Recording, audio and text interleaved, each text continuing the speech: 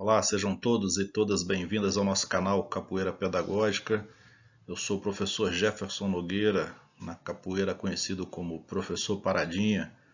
Esta é a sexta parte da resenha da obra Capoeira na Bahia, Crônicas do Cotidiano da Arte do mestre Jean Pangolin. Essa é a sexta e última parte. Estamos fechando mais uma obra completa resenhada aqui no canal. Em busca do grupo perfeito. O mestre aqui nos traz uma história fictícia, mas que ilustra um pouco do que acontece no dia a dia do cotidiano da arte. Ele fala aqui da mãe praticante de capoeira. Havia uma senhora que já tinha praticado capoeira no seu passado e gostava muito de capoeira. Então ela resolve pegar o seu filho e levá-lo a uma academia de capoeira para colocá-lo na arte para fazer aquele esporte que ela tanto gostou no passado. Então esse é o episódio da mãe praticante de capoeira. Quando ela chega na academia, ela vê lá o professor forte, toda aquela movimentação igualzinha, todo mundo em forma como se fosse num quartel, como se fosse num regime militar, né? E aí ela espera terminar aquela aula, aquela gritaria, aquela forma de motivação, aquela coisa assim que ela estranhou um pouco, né? Mas ela pensou, deve ser porque eu parei muito tempo, então a capoeira deve ser assim mesmo. Fim da aula, ela vai conversar com o professor e o que ela ouve do professor? Ela se apresenta, o professor começa a conversar com ela e ele fala assim: aqui nós praticamos a capoeira moderna, uma capoeira mais ágil, forte e bonita, e acima de tudo muito eficiente como luta. A mãe perguntou, mas o estilo de vocês é regional ou é Angola? Porque era assim que ela tinha aprendido no passado. E ele responde, não, aqui nós fazemos uma capoeira moderna. A senhora já ouviu falar no Anderson Silva? E começa a indagá-la se ela ouviu falar no campeão Anderson Silva, se ela viu falar no MMA. E a mãe começa a ficar assustada, porque não era aquela capoeira que ela tinha aprendido no passado. E aí ela ouve do professor, pode ficar tranquila, o seu filho vai aprender a ser homem. Aqui vamos prepará-lo, vamos colocá-lo no eixo e ele ainda vai estar pronto para resolver qualquer situação nas ruas. A mãe toma um susto, e vão ver o desfecho dessa história. Permitam-me ler aqui porque a história é longa, eu não queria pôr ela no PowerPoint, eu vou ler para vocês aqui. A mãe agradeceu ao professor pela explicação e, de maneira educada, foi se despedindo e se afastando, quando o professor lhe disse: e sobre seu filho, quando a senhora irá trazê-lo para fazer a matrícula?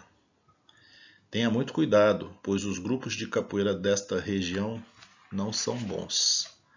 O nosso está mais preparado para atendê-la, pois temos muitas filiais espalhadas pelo mundo e eu ainda sou professor de educação física. A mãe, que já não suportava mais ficar calada, educadamente pediu 1 minuto de atenção ao professor. Sentou-se em um local mais reservado com o mesmo e lhe disse: professor, como se chama? E ele respondeu: sou conhecido nas rodas como Xícara Sem Alça. A mãe disse: muito prazer, senhor Xícara. Quero lhe agradecer novamente pelas explicações, mas não tenho a intenção de matricular meu filho aqui, pois fiquei imaginando como se sente um parafuso torto recebendo marteladas para ficar no eixo. Com certeza, se o parafuso pudesse falar, diria: ai, ai, gritaria, né? Está doendo. E como meu filho pode falar, iria incomodar muito o senhor com seus gritos. Sobre a parte da eficiência técnica da luta, penso que não será necessário para ele, pois tenho ensinado a meu filho que a melhor maneira de lidar com os conflitos será sempre o diálogo. E por incrível que pareça, aprendi isso com um capoeira chamado João Pequeno de Pastinha. Mas com certeza o senhor não deve conhecê-lo. pois esta capoeira aqui está diferente daquela que pratiquei. Mas talvez seja porque estou muitos anos sem praticar e isso tudo represente a evolução da capoeira. A mãe continuou: gostaria de encontrar um grupo para meu filho que fosse capaz de ensiná-lo a conviver com a diversidade. E aqui o Senhor me disse que até o aperto de mão está padronizado. Quero um grupo no qual meu filho possa desenvolver sua individualidade na relação com o coletivo e que, acima de tudo, seja feliz. Quando vi a forma que o senhor ensina, percebi logo que o senhor conhecia uma parte da educação física tecnicista, pois também sou professora de educação física. Contudo, penso que esse método adotado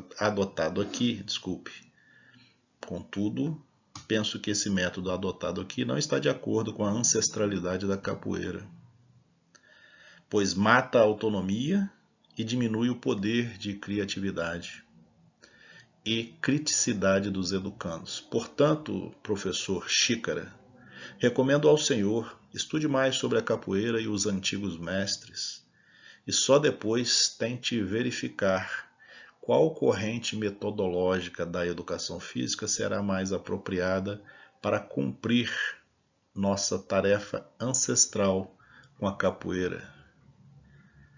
O professor Xícara Sem Alça ficou em silêncio, ainda perplexo com tudo que havia escutado da simples mãe.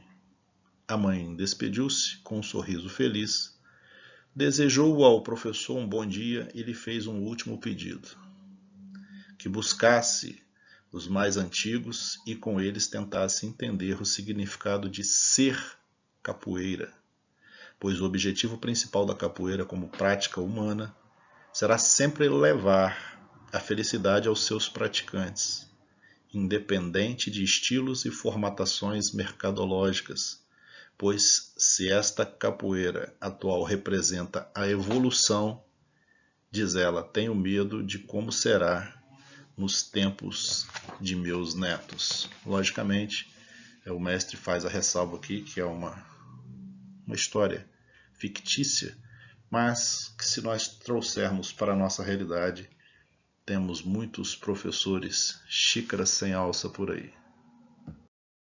Festas, batizados e encontro. Aqui o mestre faz uma narrativa do dia do seu batizado, do encanto que foi, do receio, das contradições internas acerca de como seria aquele dia. Conta da figura do mestre que foi batizá-lo, a figura imponente, conta do respeito e da ritualística que envolvia aquela festa, aquele cerimonial de batizado. E depois ele narra a sua presença num batizado, 30 anos após ele ter sido iniciado na capoeira.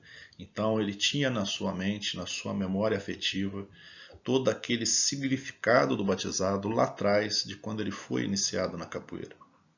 30 anos depois, ele já como mestre, ele vai em um batizado. Narra sua presença num batizado, 30 anos após o seu batizado. A recepção fria, a desconfiança nos olhares de menosprezo por parte do capoeira atlético que o recepcionava. Ele narra que chegou na academia, tinha um capoeira forte, junto com uma garota, e nem cumprimentou quando ele chegou. Já perguntou logo qual o seu nome, e ele meio que se assustou. Conta ele me olhou todo e provavelmente por não perceber em mim as características dos superatletas da capoeira contemporânea, deve ter pensado, mais um capoeira saroba. Tudo isso por não caber em seu programa estereotipados de capoeiras. Um mestre sorridente, usando óculos, com poucos músculos aparentes e trajando uma indumentária de referência afrodescendente. Então ele fala que a sua presença, quando ele chegou, com aquele olhar de desprezo. A pessoa que estava na recepção não o reconhecia como mestre, não o reconhecia porque ele não se enquadrava no estereótipo daquele grupo. Cabeça raspada, forte, atlético, posição de guerreiro, né? Então o mestre ali estava adentrando num território onde ele estava se sentindo diferente dos demais. Continua o mestre. Assim que acabou aquela recepção fria, que já causou um certo constrangimento, ele diz: segui em direção à roda e pude perceber uma musicalidade acelerada com pouquíssima cadência. E quando olhei para o jogo, percebi os capoeiras não jogavam no ritmo da música, a qual já estava acelerada. Então, se não bastasse a má recepção dele, quando ele entrou e olhou para a roda, ele falou: nossa, a música não está batendo com o ritmo do jogo, não tem nada ali integrado. Continua ele: pude observar que o mestre e organizador do evento estava parado na frente da bateria com uma expressão fechada, carrancudo, né? Braços cruzados e gritando muito forte com um grupo de crianças que estavam sendo batizadas, né? Um batizado de criança e o camarada ali com toda aquela energia gritando com as crianças: vamos lá e tal. É isso aí. Vamos ver o que acontece no decorrer do evento. Então o mestre continua e se aproxima da roda. Fui cuidadosamente me aproximando da bateria para tocar um pouco, na tentativa de contribuir com a harmonia musical do evento. E para minha surpresa fui informado: pessoas de fora do grupo não estão autorizadas em pegar, tocar nos instrumentos. Senti-me como um convidado de uma festa de aniversário que foi impedido de cantar os parabéns para o aniversariante. Mas, mesmo assim, segui tentando fazer parte da roda, pois ainda pretendia colaborar, respondendo o coro, mas ali fui informado: pessoas de fora não podiam ficar, pois somente a linha de frente estava autorizada a responder o coro e a ficar na roda. Pensei: linha de frente? Poxa, eles pensam estar numa batalha onde os capoeiras são soldados, com a função de extermínio, simular as linhas de frente no fronte de guerra? Realmente, eu não poderia fazer parte daquilo. Fui me afastando da roda e pouco a pouco me distanciando do local. Quando estava perto da saída, o mestre do evento veio em minha direção e disse: mestre Pangolim, por favor, volte, não tenha medo. Meus meninos estão pilhados por conta do batizado. Mas o senhor será sempre bem-vindo em nossa festa e lhe prometo, ninguém tocará no senhor. Olhei para o mestre e lhe disse: meu camarada, venham de um lugar aonde só vai quem tem negócio, pois nem todos sabem o caminho das pedras. Sendo outra, e por isso estou indo embora. Mas te recomendo, mestre Xícara, fazendo uma alusão à história anterior, faça uma visita no terreiro de Jesus, Península Itapajipana, Forte da Capoeira, ou nas academias dos mais antigos, e tente observar como essas pessoas e lugares constroem o cotidiano da capoeira. Assim, talvez um dia você possa entender o sentido de mestre e da função da capoeira para a humanidade. E por fim, nunca se esqueça: quem é de grupo não cai em grupo. A capoeira é somada, multiplicada, subtraída e dividida. E ele fala: o episódio relatado acima, lamentavelmente, é uma história verídica, podendo se confundir com outros inúmeros mestres sem orientação e que seguem deturpando o significado simbólico dos encontros festivos de matriz africana. E aí eles nos ilustra aqui: a festa de batizado, criada por volta de 30 por mestre Bimba e seus discípulos, possuía uma conotação simbólica de cerimônia iniciativa e ainda uma oportunidade de confraternização para com a comunidade da capoeira. Ao contrário daquilo onde ele foi estilizado, tanto na sua entrada, quanto na sua aproximação da roda, quanto ao descaso com a sua gradação de mestre e principalmente com as palavras do mestre, né? Fazendo uma análise crítica, ele diz: as modificações ocorridas na atualidade confundem os princípios da criação regional e ainda ferem normas básicas de bom senso e civilidade. Considerando a perspectiva adotada hoje por parte dos grupos, transformando o batizado numa oportunidade exclusiva de propaganda da instituição organizadora, hostilizando os convidados e perdendo o sentido da comunhão, negando a diversidade e principalmente seguindo a lógica de mercado que nega a identidade ancestral da capoeira. Capoeira, a transmutação do sensível ancestral para o racional funcional. Ele faz uma crítica à concepção de mestre que alguns têm hoje na contemporaneidade, que é diferente da raiz da ancestralidade. Diz ele: a capoeira tem na figura do mestre, professor, facilitador, seu eixo central de difusão da ancestralidade, depositando neste o papel fundante da sabedoria pela experiência vivida, fruto das cicatrizes deixadas pelo caminho, dúvidas e incertezas de uma vida de militância cultural pela arte. Ele vai tratando aqui da perda do significado da ancestralidade da palavra mestre, como que os mestres, alguns mestres contemporâneos, não cultivam esta ancestralidade. Aqui o mestre nos traz algumas referências da ancestralidade que ele conheceu, né? E ele faz referências cantigas de Valdemar Rodrigues da Paixão, de mestres como Washington Bruno da Silva, o mestre Canjiquinha, mestre Boca Rica, todos inquestionáveis no campo da musicalidade.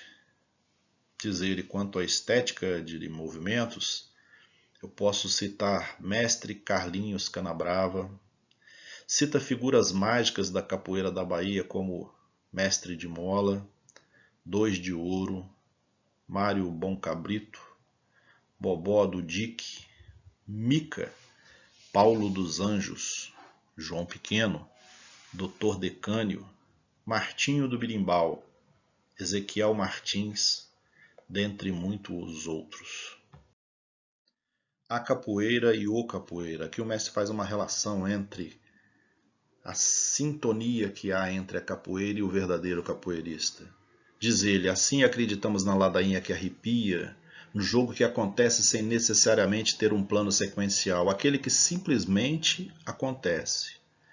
Acreditamos na roda que não conseguimos jogar pelo brilho cultural que paralisa a nossa mais íntima fibra muscular. Acreditamos no olhar do mestre, que sem dizer uma palavra nos ensina uma vida inteira. Acreditamos na magia da capoeira. Ele está querendo dizer o seguinte: numa roda de capoeira, há aquelas pessoas que estão na roda de capoeira, mas há aquelas pessoas que são a roda de capoeira. É muito diferente isso. Há aqueles que estão, mas não pertencem à roda de capoeira. Não pertencem, não são complementares às rodas. Então, se você não se arrepia com a ladainha, se você não contempla a magia do jogo que está acontecendo, se você não consegue nem julgar, de tão paralisada que você fica pelo encantamento do que está acontecendo ali, pela ritualística que está acontecendo ali. Se você não fica num momento ali meio que extasiado, que você não consegue nem entrar para jogar, porque a sua pretensão é: não deixe-me ficar aqui simplesmente admirando. Se você não consegue ler o que o seu mestre quer dizer através de um olhar, se você não tem essa sintonia com ele, aí você está na roda, mas você não pertence à roda. E ele faz aqui uma dedicatória à mestra Brisa e ao mestre Strong, que são 2 discípulos dele. A mestra Brisa, além de discípula, é esposa dele, destacando os respeitos que eles têm por seu mestre. Capoeira baiana entre a militância cultural e o fortalecimento conjuntural. Nessa parte ele fala de história, fala da capoeira e da exclusão social. Ele fala das necessidades de negociação social para a sobrevivência da arte, que nós falamos lá no início, né? A capoeira meio que tem que se enquadrar dentro de rótulos, tem que se enquadrar dentro de formatações que atendam às necessidades do capital para que ela possa sobreviver. Ele faz uma reflexão sobre as polêmicas acerca das formas de graduações existentes, né? Essa briga que há entre corda, cordel, fita, lenço e etc. Aponta que se fôssemos seguir a lógica que fosse mais tradicional, teríamos 2 pontos. Então o mestre nos fala o seguinte: dentro desta lógica, desta briga entre corda, cordel ou cordão, qual dos 3 teria a sua maior importância dentro da tradição? Ele diz o seguinte: nós teríamos que levar em consideração esses fatores. Primeiro, ausência de sistema de graduação visível, ou seja, os títulos eram de reconhecimento popular exclusivamente. Então, anteriormente, na capoeira chamada antiga ou primitiva, as considerações não vinham de um sistema de corda, de cordel, de cordão, nada. Era reconhecimento popular. Depois, sistema de graduação da luta regional baiana por lenços de seda, né? Os lenços de seda, cada um significando ali a formatura, a especialização e depois a mestria. Depois, na sequência, ele fala do sistema de graduação do Senavox, capoeira estilizada, que era por fitas. Então, cada fita tinha uma cor. Posteriormente, sistema de graduação por cordas, criado na década de 90, salvo engano, pelo grupo Senzala. Posteriormente ainda, sistema de graduação por cordões, criados na década de 70 para vincular a capoeira à Federação Baiana de Pugilismo, e aí esses cordões seguiam as cores da bandeira do Brasil e mais ou menos por aí. E o sistema de graduação por faixas, ou seja, tem toda uma sequência lógica de que ele quer dizer que fica difícil de você saber qual corda, cordel ou cordão, qual desses tem a sua importância do ponto de vista tradicional. Já finalizando, acreditamos que se firma como fundamental o papel de uma militância cultural em torno de valores e princípios ancestrais, de reconhecimento da matriz africana em capoeira. Contudo, esta precisa reconhecer na diversidade a unidade de sua força, não tentando substituir um paradigma, um modelo, por outro, mas sim valorizando uma multiplicidade de expressões que possam sempre dialogar com aquilo que representa a raiz da estrutura fundante da capoeira. Então ele está falando o seguinte: você não tem que ficar preso a modelos pré-estabelecidos, você não tem necessariamente que ficar substituindo os modelos que tinham na tradição. Você tem que procurar o diálogo, você tem que procurar manter a raiz da estrutura fundante da capoeira.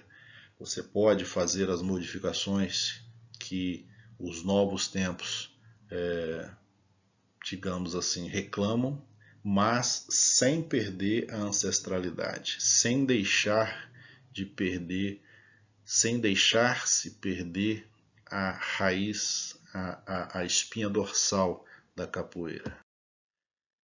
Enfim, concluímos a resenha do livro, né? Um livro relativamente fino, que nos rendeu 6 partes devido à sua importância, devido à sua profunda reflexão acerca do cotidiano da arte. O mestre nos apresentou formas subjetivas de se pensar a capoeira numa análise reflexiva e crítica profunda. Ele falou da mercantilização da arte, como que nós devemos lutar contra isso, ou seja, como nós devemos ser o bicho da goiaba dentro do sistema para tentar fazer a nossa força, a nossa resistência, as perspectivas de resistência e reação ao que se convencionou chamar militância cultural. E este livro, com certeza absoluta, é para ser lido, estudado e compartilhado. Eu costumo dizer que a resenha do livro, eu não fiz aqui uma leitura, eu não trouxe, né, uma leitura aprofundada do livro, até porque o intuito aqui é despertar em vocês o interesse de comprar o livro, de adquirir o livro, porque esse é um livro para você ter, é um livro para você montar um grupo de estudos, é um livro para você que tem um grupo de capoeira levar para os seus formandos, para os seus formados, para os seus mestres, contramestres estudarem e a partir dali fazerem uma reflexão sobre a sua prática. Então é um livro, digamos assim, um livro de cabeceira do professor de capoeira, do profissional de capoeira e do capoeirista, para você estar sempre revisitando aqui e vendo se você está seguindo e está mantendo a sua ancestralidade. Quem não lê, mal ouve, mal fala e mal vê. Vamos para a próxima resenha. Vamos aguardar que está saindo já. Um abraço a todos.